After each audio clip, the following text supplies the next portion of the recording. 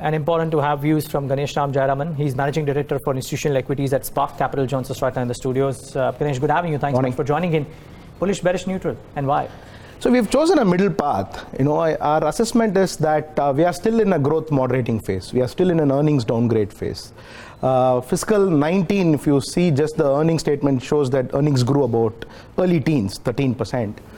But if you look at operating cash flows, it kind of declined year on year. Okay, So companies were basically pushing their sales, stuffing the channels in some form. And that led to sales and EBITDA looking good, earnings looking good. But that didn't convert into cash flows yet because those dealers and distributors have not sold it yet. Which basically means you have advanced some next year sales into this year. And that's something that we believe will have an effect on fiscal 20's top line earning, bottom line expectations. Also, our assessment is that when we look at the lead indicators, which tell us 6 months in advance, we are not able to get confidence that we have got back, we have turned the corner, and we are going back into a growth phase.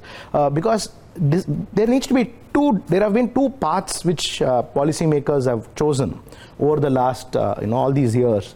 One is a quick fix, fiscal boost, monetary easing, do a restructuring, hope for foreign flows, and that revives growth. And that's a good quick fix. If we know that is indeed the path, you can position your portfolio accordingly, right? At least you know the next 12 months, you are going to see pickup in earnings, you're going to see growth revival. We are not able to decisively tell that is indeed the path we will take. The other path is a little more structural, it takes time. It's natural immunity in some form. It doesn't mean a quick fix. It takes time, which is savings to improve, for bond yields to come down, for interest rates to transmission to completely happen, and that starts percolating with the 12-month lag. It takes its effect on earnings. Maybe our assessment is the priorities will have to move to a more investment-led growth than a consumption-led growth again. That's not going to happen, in the next 6 months. It's going to take time. Likely the budget will also not show that.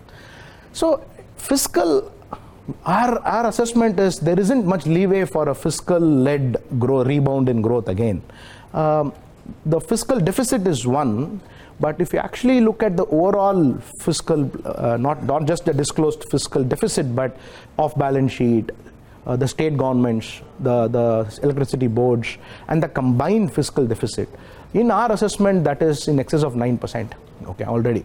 Which basically means there is, and if you look at it as a proportion of the incremental money supply that we create every year, in our assessment, it's already 70%, That leaves very little effect for further legroom, for fiscal impulse to translate as growth effect into the economy. We have already used those levers over the last 3-4 years.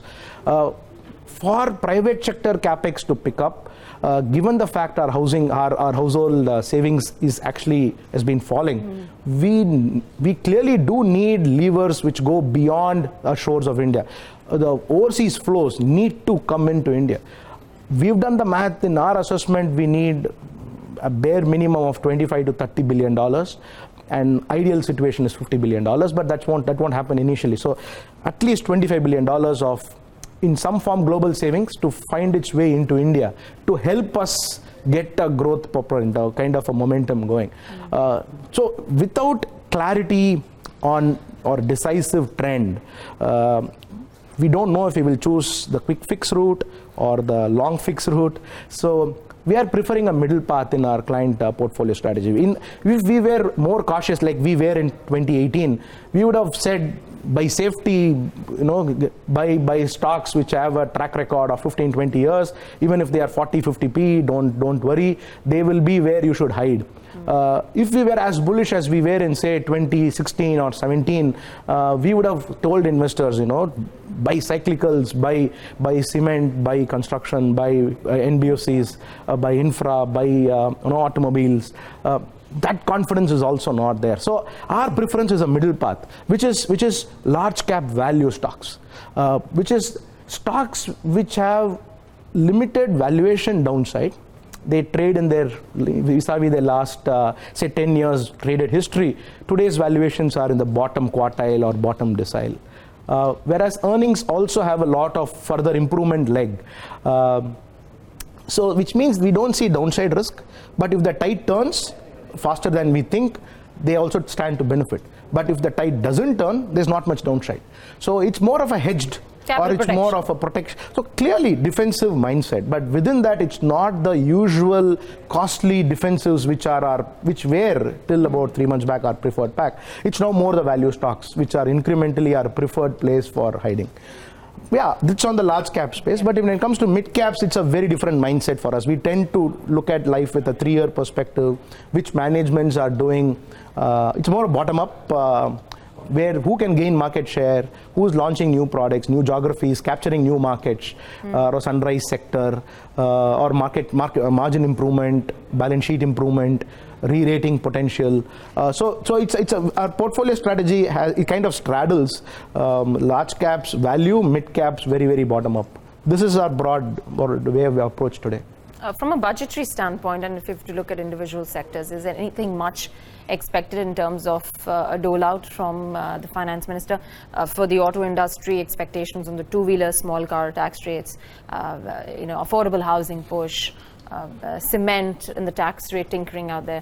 Do you think all of that can happen? There is we actually have very little expectations of the budget, and I don't think honestly the market is also expecting a lot of material delta. All said and done, this is just a month old, and it will take time. What we want to broadly see is some directional trend. Are we going to be in a tight fiscal consolidation path, or are we going to be in a further leg up on spend on fiscal front? That's something which I want to watch as broader direction. Also, some more key initiatives on the policy side. Do we want to see a strategic disinvestment as our path going ahead? Will something be told or done? I'm not too sure it will be made any big bang announcement. It tends to be made a little more stealth, but we want to watch that as some kind of broad policy. But our assessment is we are not going to see a big government spend push or a dole outs or incentives. That's not in our base case. That's not what we expect. We are also watching the NBFCs, the real estate space very closely. We want to ensure that doesn't translate into any kind of contagion, and I don't think those are all things in a budget or any policy making can be done. It's more realities on the ground which matter more. So to me, budget is not going to be a big driver of even the shorter term priorities, unless something unexpected turns up. So we've been talking about how consumption needs to pick up, and that will lead growth going forward. And we were just in conversation with Mark Mobius, and he said that even if there has to be a little bit of a fiscal upheaval of sorts, India has the headroom to go up to even 5%.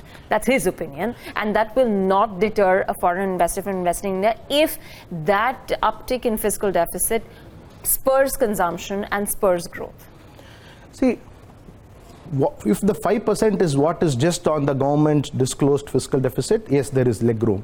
In our assessment, we are already at 4.5% because we need to also look at what the public sector companies, not companies, but more the departments or undertakings, enterprises, they also tend to borrow. It's more off balance sheet. So in our assessment, we are already used up that lever for consumption. Okay, so final question out this, Ganesh, would be then, in light of that, if you are choosing to have a middle path of this thing, what could derail this? Would it be a global event, or would it be earnings not picking up in India? Because your base case seems to be that earnings growth also will not be high. Correct. Global, I'm not too sure. There could be 100 moving parts. But the broader trend is rates are going down globally. And that could be a tailwind for global flows. So that's one thing which we need to see. I don't see that reversing anytime soon. But that's not my base case. My base case is basically things to improve in India. For that, what all can change effectively? I'm not able to decisively tell that these tailwinds will help pick up growth. We need to possibly buy time and then get confidence. So till then, it's more caution first mindset. Maybe that saves money if it doesn't earn money, but even that's not a bad thing. But Ganesh, so good having you. Thank you so much for taking the time out and joining us today and giving us your thoughts.